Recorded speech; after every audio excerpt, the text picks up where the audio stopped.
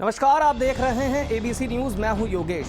रात के अंधेरे में एक बार फिर हिंदुस्तान की वीरता ने दुश्मन के घर में घुसकर उसका हिसाब किया।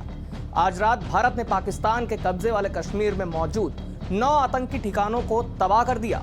यह हमला न सिर्फ सटीक था, बल्कि यह एक सीधा संदेश भी था कि भारत अब सिर्फ सुनता नहीं, जवाब देता है, वो भी ऐसे जिसे पूरी दुनिया सुनती है। आइए आपको दिखाते हैं आखिर क्या हुआ, इस ऑपरेशन में क्यों हुआ और इसका असर क्या होगा।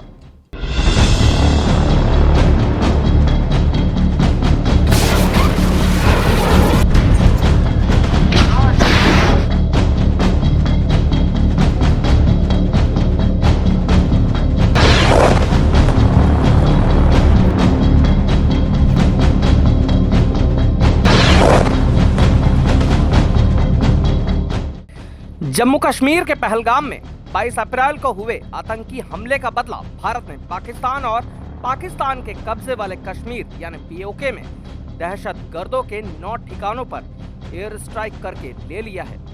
भारत की तीनों सेनाओं ने 15 दिन बाद पाकिस्तान को मुंहतोड़ जवाब देने के लिए ऑपरेशन सिंदूर चलाया।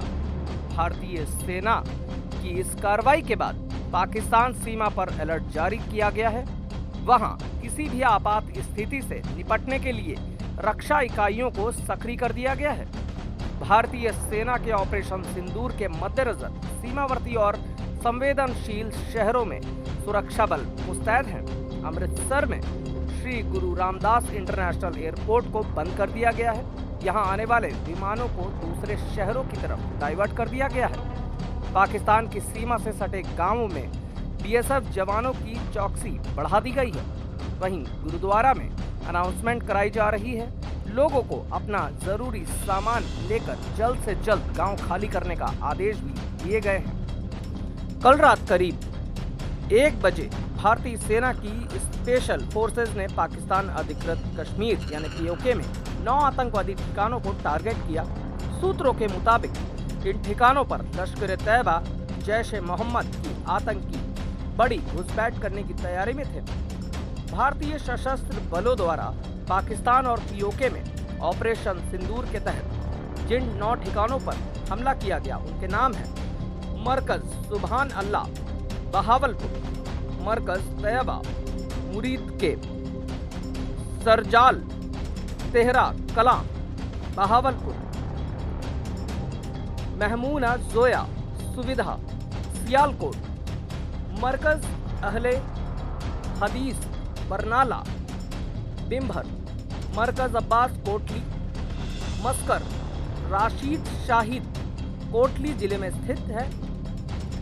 मुजफ्फराबाद में शवाई नाला कैंप, मरकज सैयदना बिलाल मुजफ्फराबाद। इस बार ऑपरेशन में इस्तेमाल हुए सैटेलाइट गाइडेड बम, ड्रोन से लाइव फीड और रात में दिखने वाली थर्मल कैमरा टेक्नोलॉजी हमले की हर तस्वीर सेना के वॉर रूम तक पहुंचा रही थी। बीते हफ्ते राजौरी और पुंछ के सेक्टर में आतंकी घुसपैठ की कोशिशें हुई थी। इसके अलावा भारतीय खुफिया एजेंसियों को जानकारी मिली थी कि 15 से 20 आतंकी पीओके में लॉन्च पैड्स तैयार हैं। भारत ने इसे रोकने के लिए पहले हमला करने की नीति अपनाई। आतंकवाद के मुद्दे पर कार्रवाई और संयुक्त राष्ट्र में भारत के सामने अड़ंगा लगाने वाले चीन का दोहरा चरित्र एक बार फिर सामने आया है। पाकिस्तान के 9 आतंकी ठिकानों पर एयर स्ट्राइक की खबर चीन ने चौंकाने वाला बयान दिया है। चीनी विदेशी मंत्रालय ने पाकिस्तान पर भारत के हमले को अफसोसजनक बताते हुए संयम बरतने की अपील की है। विदेश मंत्रालय के प्रवक्ता ने कहा, हम मौजूदा स्थिति को लेकर चिंतित हैं। भारत और पाकिस्तान एक दूसरे के पड़ोसी हैं और हमेशा रहेंगे।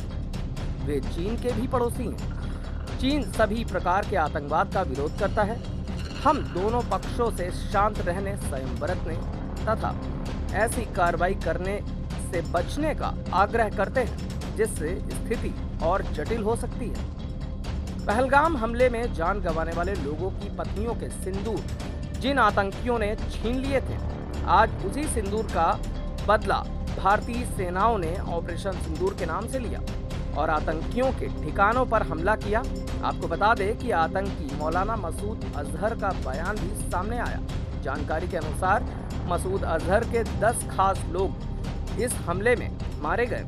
प्रधानमंत्री मोदी ने साफ कहा, अगर हमला भारत पर हो सकता है तो जवाब भी उसी जमीन पर दिया जाएगा जहां से साजिश रची गई है।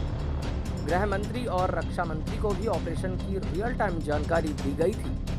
हमले के बाद पाकिस्तान ने एलओसी पर गोलीबारी की खबर मानी, लेकिन आतंकी ठिकानों के नुकसान को लेकर चुप्पी साध ली। पाकिस्तान की सेना अब अपनी मीडिया को सीमित बयान जारी करने के निर्देश दे रही है। अमेरिका, फ्रांस, ऑस्ट्रेलिया जैसे देशों ने भारत के आतंक के खिलाफ कार्रवाई को जायज बताया। संयुक्त राष्ट्र की ओर से ये भी कहा गया और संकेत आया कि आतंकवाद के खिलाफ हर देश को अपने बचाव का हक है। 2016 की सर्जिकल स्ट्राइक हो या 2019 की एयर स्ट्राइक और अब 2025 का ये ताजा हमला, भारत ने साफ कर दिया है कि अब बातों से नहीं, एक्शन से जवाब मिलेगा। आतंक जहां भी होगा, भारत वहां तक पहुंचेगा। फिलहाल इस जानकारी में इतना ही। देश और दुनिया की तमाम खबरों के लिए आप बने रहिए एबीसी न्यूज पर।